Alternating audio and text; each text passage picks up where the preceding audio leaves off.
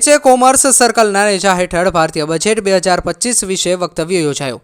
ગુજરાત લો society સંચાલિત એચએ college of કોમર્સના એચએ commerce સર્કલના નેજા હેઠળ ઇન્ડિયન બજેટ 2025 વિષય ઉપર વક્તવ્ય યોજવામાં આવ્યું હતું।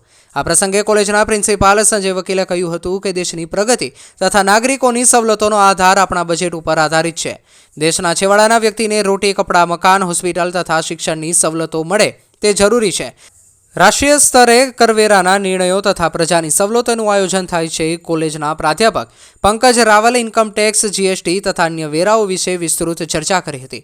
કોલેજના વિદ્યાર્થીઓએ પણ ભારતીય બજેટ ઉપર પ્રેઝન્ટેશન રજૂ કર્યું હતું। એચએ કોમર્સ સર્કલના કોઓર્ડિનેટર પ્રાધ્યાપક જય મિસ્ત્રીએ કાર્યક્રમનું સંચાલન, આયોજન તથા અંતમાં આભાર વિધિ કરી હતી। આ કાર્યક્રમમાં કોલેજના 150થી વધુ વિદ્યાર્થીઓ હાજર રહ્યા હતા।